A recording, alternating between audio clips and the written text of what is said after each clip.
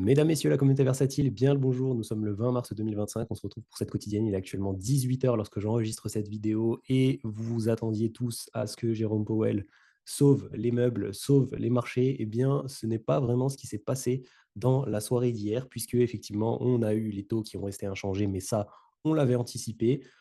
C'était quelque chose dont on parlait depuis un moment, hein, bien évidemment, les marchés qui priçaient la continuation, et c'est toujours le cas de la reprise de la baisse des taux pour la réunion de juin, mais c'est surtout le discours post-Fed et les projections pour l'année 2025 qui vont nous intéresser. Donc, on va tout de suite plonger dans ces news macroéconomiques. Juste avant ça, très rapidement, on a fait un live un petit peu question-réponse hier avec mon acolyte Nassim sur la chaîne YouTube, donc 100% gratuit, 100% public. Vous pouvez aller le voir, passer, faire un petit coucou de ce côté-là, mettre un petit like, un petit commentaire, ça nous aiderait beaucoup pour le référencement. Et si jamais, faites la même chose pour cette vidéo.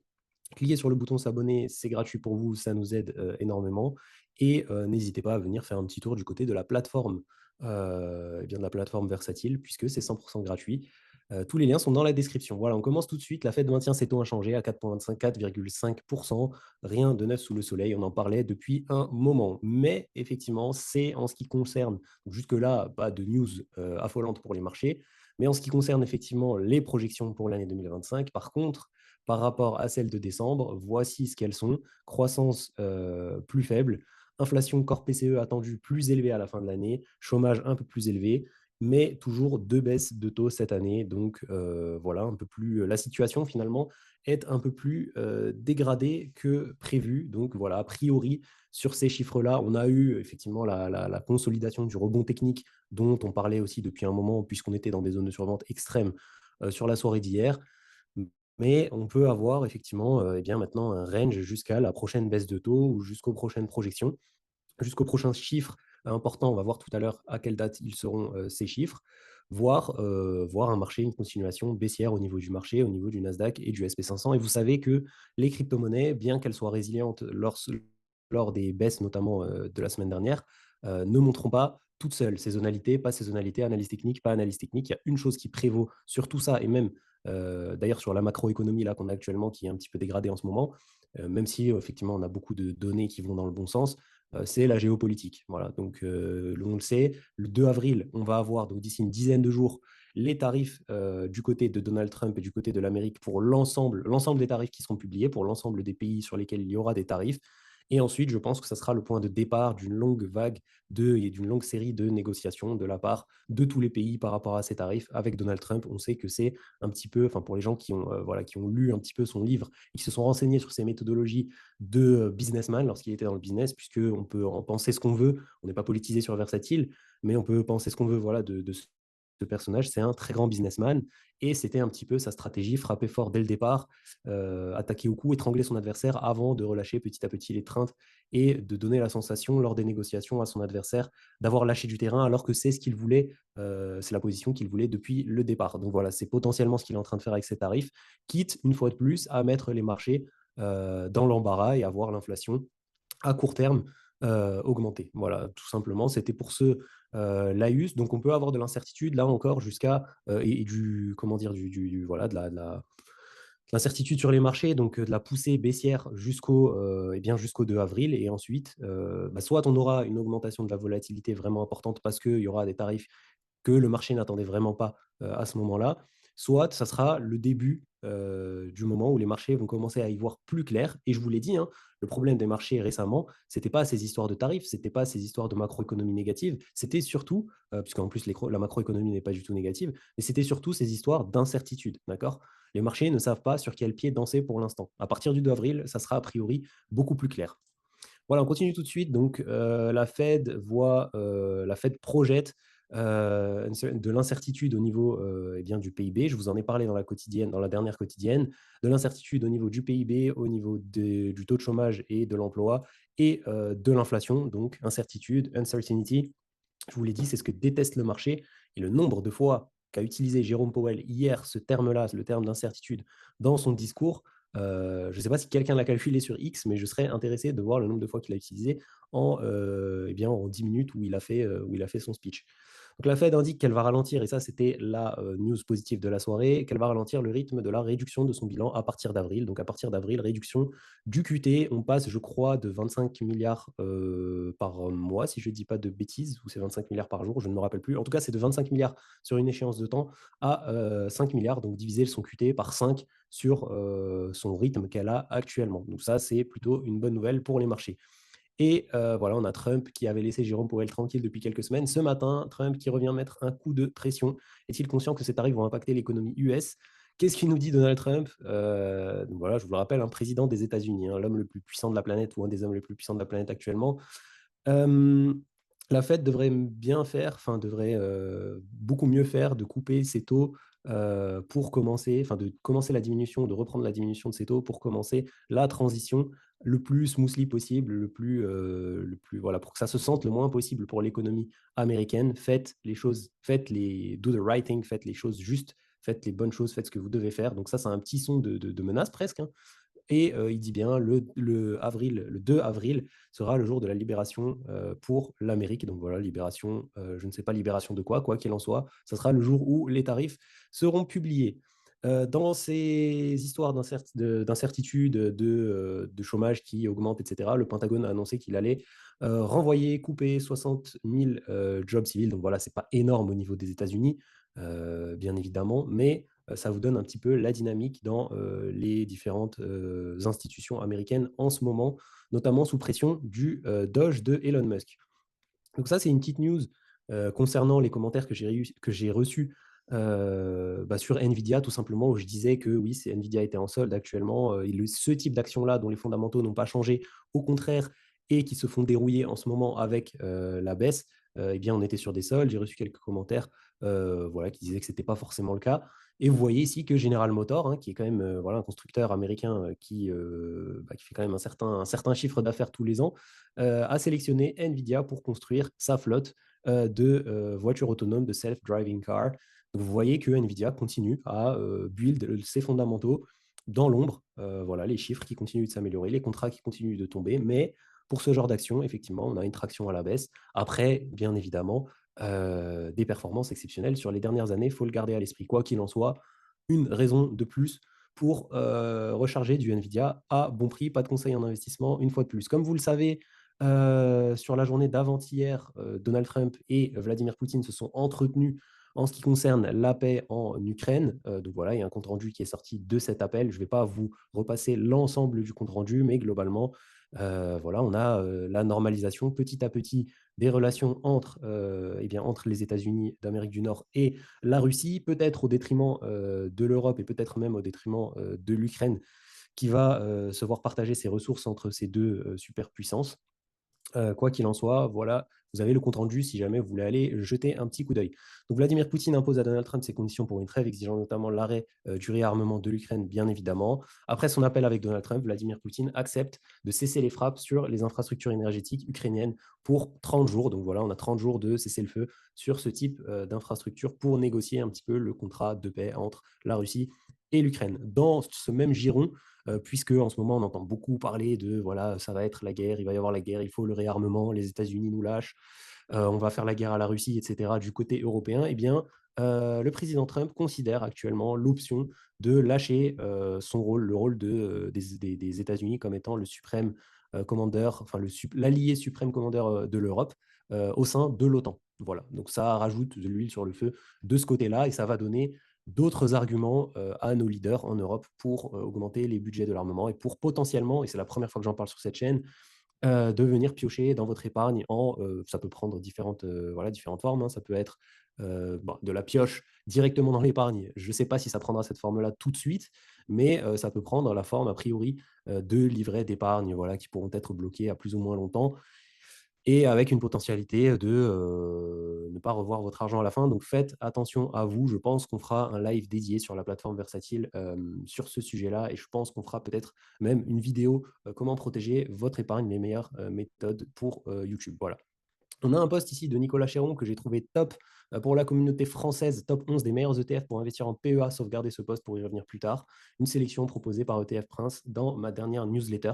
Donc voilà, je ne vais pas passer les 11 ETF, mais globalement, ça se présente comme ça systématiquement. On nous donne l'exposition, donc là, pays développé MSCI World, le nom de l'ETF avec le numéro ISIN, l'exposition, la diversification, les frais et une alternative. Donc voilà, c'est vraiment un poste, c'est vraiment une mini bible pour les investisseurs, pour les personnes qui veulent investir sur les ETF au sein des PEA. En parlant de ce sujet-là, concernant la communauté versatile, c'est à vous que je m'adresse. Le document regroupement l'ensemble des ETF et des actions, ça viendra un tout petit peu plus tard, mais l'ensemble des ETF, cette fois-ci, ce n'est pas que pour le PEA, mais ça sera même en majorité pour les comptes titres ordinaires, puisqu'il y a des ETF un peu exotiques, mais des ETF que l'on surveille actuellement voilà, pour la communauté versatile, eh bien, sera uploadé soit ce soir, soit d'ici la fin de la semaine. C'est un document qui est bien évidemment 100% gratuit et c'est un document qui sera vraiment complet. Je vous ai vraiment déniché certains ETF qui permettent d'investir sur certains secteurs qui vont être très prometteurs, je pense, dans les prochaines années.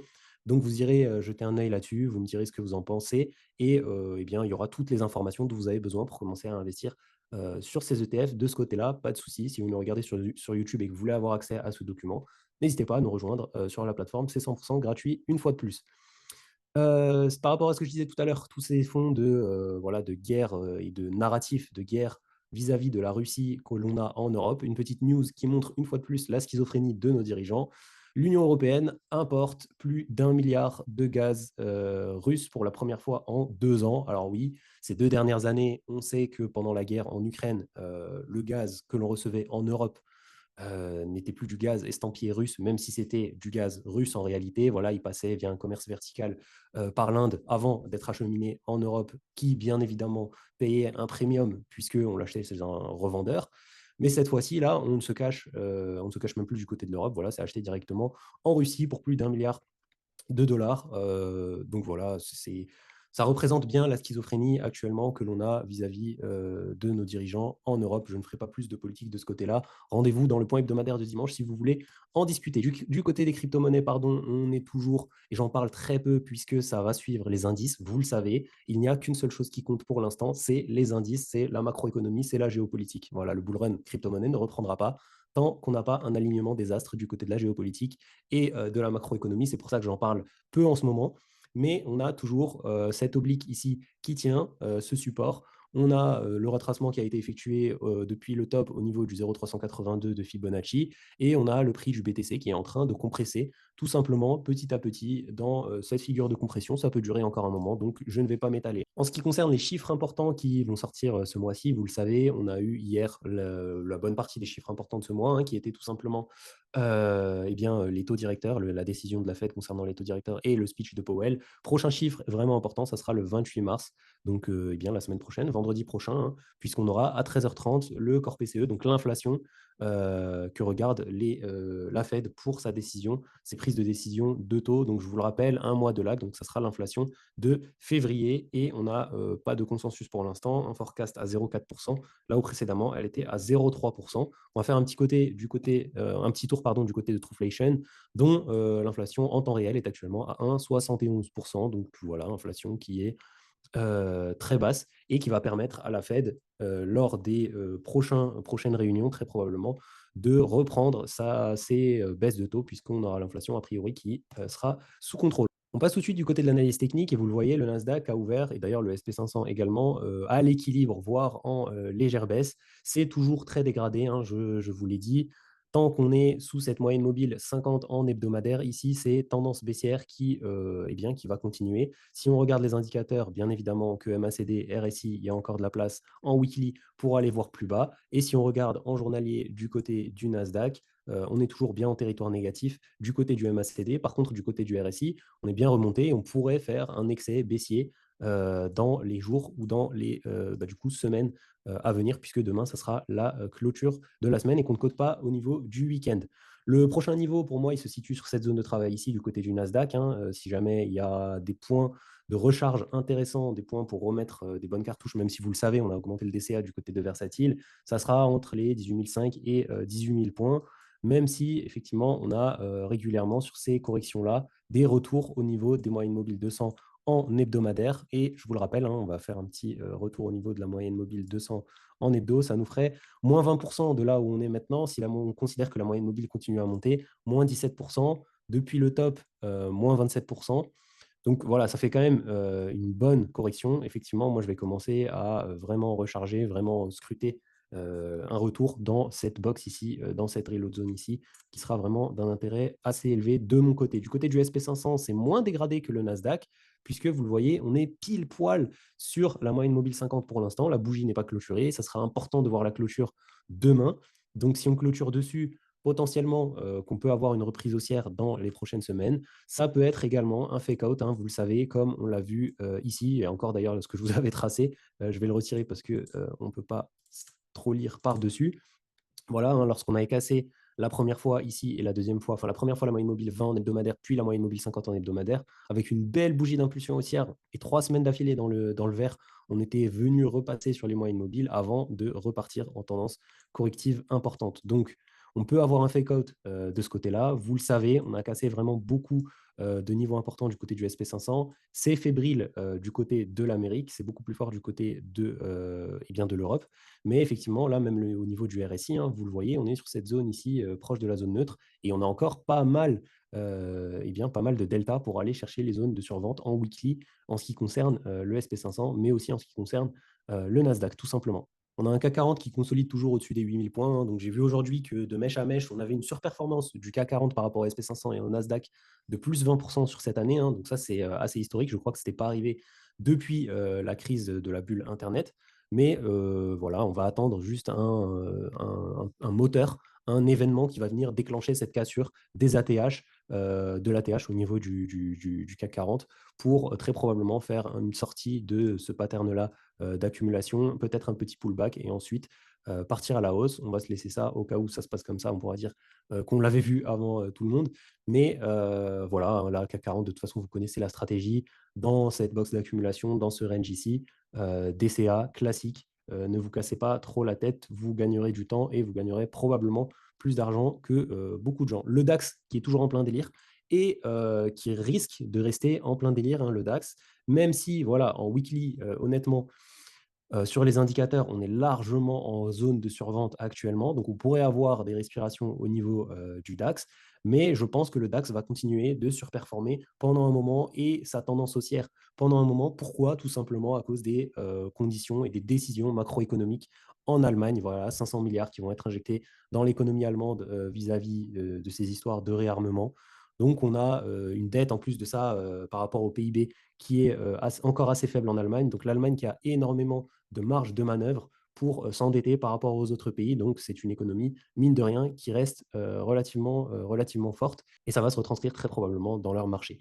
On fait un petit tour très rapidement du côté des crypto-monnaies puisque rien n'a changé. Hein, vous le voyez, les crypto-monnaies qui sont, même si on est sur une journée corrective aujourd'hui, en tout cas pour Bitcoin, j'évite de trop regarder les altcoins en ce moment. Je regarde surtout les crypto-totaux parce qu'on n'a pas du tout de signaux positifs pour les altcoins. Donc voilà, hein, déjà sur Bitcoin, je vous l'ai dit, c'est le marché traditionnel qui lead. Donc déjà, regarder Bitcoin, c'est se rajouter du bruit pour pas grand-chose. Mais regarder les altcoins, là, c'est se prendre la tête et perdre son temps, rajouter du stress dans ses décisions d'investissement pour vraiment absolument rien du tout. Quoi qu'il en soit, beau rebond ici pour l'instant du côté de la moyenne mobile 50 en hebdomadaire. C'était la zone à ne pas perdre et c'est toujours la zone à ne pas perdre. Cette zone eh bien, des 75 000, 76 000 dollars. Rappelez-vous, on peut aller faire une mèche au niveau de l'ancien ATH si on va avoir, voilà, si on veut avoir des market makers qui liquident et qui vraiment font une phase de capitulation maximale, même si je pense que du côté des crypto-monnaies, elle est derrière nous. Quoi qu'il en soit, BTC, voilà, qui peut rester un moment maintenant dans ce range, hein, comme ici, vous l'avez vu, qui était resté voilà, pendant très longtemps, de février à novembre, donc quasiment toute l'année 2024, eh bien, dans ce range avant d'en sortir par le haut. J'espère qu'on n'aura pas de nouveau une année de range, mais eh bien, si on n'a pas, gardez bien ça à l'esprit, hein, si on n'a pas un aplatissement de l'incertitude sur ce premier semestre de manière très rapide et qu'on n'a pas le run là, voilà, le run de la saisonnalité au niveau du mois fin du mois de mars, avril, mai, juin, ça sera potentiellement déjà trop tard. on aura très probablement que la poursuite du cycle en fin d'année, puisque pendant l'été, généralement, il ne se passe pas grand-chose. Voilà du côté de Bitcoin. Si on regarde la Bitcoin dominance, bon, bah voilà, on voit qu'elle est en train de latéraliser, elle lâche un petit peu de lest, elle reprend un petit peu de force, de vigueur la semaine suivante. Donc voilà, elle latéralise. Bitcoin dominance qui est toujours au top de toute façon, 61,5%. Tant qu'on n'a pas Bitcoin qui nous a fait sa poussée haussière et sa reprise, on n'aura pas la Bitcoin dominance qui va lâcher du lest. Toujours la zone, déjà la cassure de la moyenne mobile 50 en hebdo qui sera importante pour vraiment avoir cette alt-season et la zone des 55% à casser. Alors je sais que là, vu de là où on est actuellement, ça peut paraître extrêmement loin, ça peut paraître même un petit peu imaginaire. Vous pourriez vous dire, mais qu'est-ce qu'il me raconte enfin, voilà, me prendre pour un fou. Mais je vous assure que si on a un retournement de marché, si on a le bull run qui reprend, pour une raison X ou Y, voilà, un aplatissement de l'incertitude, Jérôme Powell qui décide d'arrêter le QT, de reprendre à la baisse des taux, etc., je vous assure que on peut avoir en quelques semaines, et on en a déjà parlé d'ailleurs, je vous l'ai déjà montré, on peut avoir en quelques semaines un rattrapage des crypto-monnaies et un rattrapage des altcoins exceptionnel, d'accord? On peut avoir en quelques semaines des fois 2, des fois 5, des fois 10, des fois 20, ok? Gardez bien ça à l'esprit, et c'est la raison pour laquelle je ne me fais pas trop de soucis pour l'instant, tant qu'on garde les niveaux support importants sur Bitcoin, pour mes bagues crypto-monnaies, voilà, je m'assois sur mes mains, je sais que ce qui est dans nos bagues, ce sont des leaders de narratifs, qu'on est positionné sur les bons narratifs. Donc voilà, maintenant, il y a juste tout simplement à être patient. C'est la première arme de l'investisseur de toute façon. C'est ce qui vous fera gagner le plus d'argent en investissement. C'est de respecter votre stratégie et d'être patient lorsque vous avez bien évidemment investi sur des actifs qui, historiquement, eh bien, l'action de prix commence en bas à gauche et termine en haut à droite. Du côté d'Ethereum, c'est hyper dégradé. On va potentiellement latéraliser sur cette zone des 2000 $. Si on lâche cette zone-là, c'est rendez-vous la zone des 1500 $. Vous le savez, on en a déjà parlé, cette zone de travail ici. Voilà, pas grand-chose à dire, hein. Est-ce que c'est manipulé? Est-ce que c'est pas manipulé? Je ne sais pas. Et franchement, je m'en fiche. Il faut juste qu'Ethereum, là, se retourne à un moment ou à un autre. Parce que, effectivement, ça va aussi être compliqué. Une alt season sans un Ethereum qui surperforme à un moment ou à un autre. Le crypto total qui est toujours bien orienté, hein, voilà, on n'a toujours pas cassé pour l'instant. Ça s'apparente à un point bas, hein, une mèche de capitulation, ce qu'on a fait la semaine dernière. Toujours pas cassé la moyenne mobile 50 en hebdo. Le total 3, pareil de son côté. D'ailleurs, pour le total 3, hein, qui est voilà, les crypto-monnaies sans Bitcoin et sans Ethereum, vous voyez qu'on est en termes de moyenne mobile bien mieux orienté que le total et même que Bitcoin. On est entre la moyenne mobile 20 et la moyenne mobile 50 en hebdo et on va pas tarder à reprendre cette zone support ici. Donc voilà, les altcoins qui n'attendent qu'une seule chose pour repartir, j'ai l'impression, c'est que Papa Bitcoin se réveille. Pour que Papa Bitcoin se réveille, il faut que Papa Nasdaq se réveille. Pour que Papa Nasdaq se réveille, il faut eh bien que Papa Powell soit plus conciliant et que Papa Trump arrête ses bêtises. Voilà, il faut que Trump et Powell se rabibochent et qu'on ait un aplatissement de l'incertitude, des arrêts des menaces, etc. Voilà, je vais m'arrêter ici avant de raconter trop de bêtises. J'espère que cette quotidienne vous aura plu. Je ne sais pas quand aura lieu la prochaine quotidienne, ça sera probablement lundi. Si jamais il y a quelque chose d'important qui se passe d'ici là, je vous tiendrai au courant, bien évidemment. Quant à moi, en attendant, je vous souhaite une excellente soirée, un excellent week-end, et puis je vous dis ciao ciao.